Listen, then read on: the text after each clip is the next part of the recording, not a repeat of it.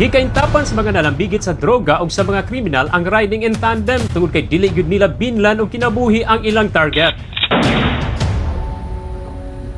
Naila-ila sa STP investigative team ang usa ka kaning hitman nga si alias Max. Gisaysay ni Max kung sa unsa nga paagi nakasulod siya sa riding in tandem dihang nag-edad pa kini og 19 anyos. Mato ni Max, matag tawo nga ilang 5,000 ka pesos ang bayad nga bahino niya og sa iyang partner. Gitugaan ni Max nga 7 na katawo ang iyang nabugha ug katapusan iyang napatay nang pakiluoy pa kay lagi daghan og asawa ug mga anak apan tungod sa kadautan gipatay niya kini. Ug mao kadto ang pinakaunang higayon mibati og guilty sa kawalingon si alias Max ug dinhi nagsugod nga adunay nagapakita kaniya sa damgo gikan sa mga tawo nga ilang gipatay. Abot sa punto na nga katulog ko, murag ginabangungot ko ba, makita na ko sa kandamgo nga dagang mga tao nga wala ko kaila nga halos magtukon ko, ano ba?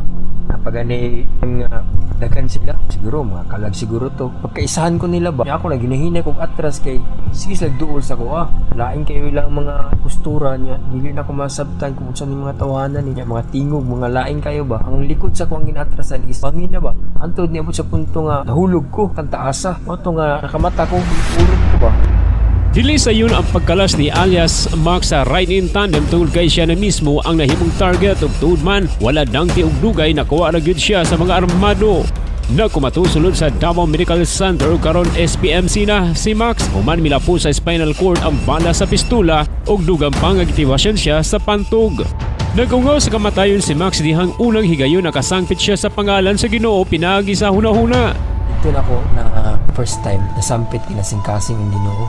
Ako ang nabanggit sa kong nahuna, sulti na akong Ginoo, pasaylo ako sa kagaya pa kong chance nga mabuhi katong mga mali nga nabuhat na ako, tama na ako. Ano ako to, abot ang doktor, gideklara, patay na ko. More than 6 minutes nga wala pa natanggal sa ko ang ventilator, napas akong liog, tabunan kong habol. After 6 minutes, na-revive ko. Pero katong mga panahon na to nga wala ko'y malay ato, isara akong nainumduman ato nga naglutaw ko. Yang ako ang na-remember, nga hayag kaya akong palibot, nga ako ang tiil, wala nakasayad sa yuta. Naay ni tapiyon sa ko ang ulo, nga ako nakita sa nga nagtapiyon sa ko ang ulo nga kamot. Isputik nga sa nina, nga nagsidlak ba? Nga ang tiil, nakita na ako sa nina. Pero wala na ako makita yung nawong, gunita niya akong ulo. Mga na itong mga panahon na to nga nabugtuhan ako sa kong kinabuhi.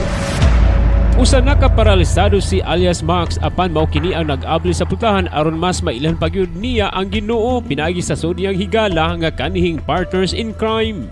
Sa unang higayon daw gibugal-bugalan pa niya ang iyang amigo nga gitawag niya og Choy tungod dili kini katuo nga mausab kini gikan sa kadautan sanglit na side si Max sa binuhatan sa iyang higala.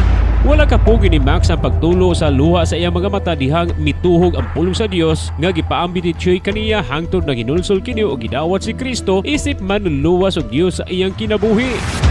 Ang pagdawat niya kang Kristo nahimong tulay aron iyang matilawan ang pagkamaluluyon ug ang pagkamahigugmaon sa Dios nga untag dili angay sa mga makasasala sama ni Max. Wala gisapayan ni Max kung paralisado man siya karon apan ang labing importante mao nga bulahan siya nga gibago siya sa Dios gikan sa kadautan. Sa kinabuhi na ako, naisip na ako na ako ni moong living testimony ang ako ang kinabuhi. Pakita na ako sa ubang tao, manay Ginoo. Kaya ako mismo katuna ako sa ospital na matay ko. Ginoo gito, nagunit sa akong ulo nga giana ang kamot pero wala na ako makita yang naong. Kaya kung wala Ginoo, ano na milagruhan man ko? Sa glory to God, ako ang gipasalamatan is isa ko sa pinakabulahan nga tao diri sa kalibutan. Ang uban nga matay nga wala nakaaging hinulsol. Mao na nga naisip na ako, pakita sa mga tao nga ang isa kadautan nga tao dili habang buhay magpakadautan kung muduol sa Ginoo. Kaya hawason sa Ginoo. Mga kasama, walay tao ibabaw aning kalibutan nga dili makasasala at tubangan sa Dios. Ang tanan nakasala og nawad-an sa himaya sa Dios ug ang silot mao ang kamatayon didto sa impierno. Sama kang alias Max nga kaniadtong mamamatay tao apan karon usa na ka bag-ong binuhat human siya naghinulsol og gidawat si Kristo isip personal nga manluluwas og Dios sa iyang kinabuhi. Ikaw usab kasama kung moduol ka sa Dios matidud-anon siya mo pasaylo og modawat kanimo aron dili ikaw masilutan sa ikaduhang kamatayon nga nagpaabot didto sa impierno. Alang sa Handuraw 2017 sa Straight to the Point, kini ang inyong radyoman Joel Viray Tatak RMN.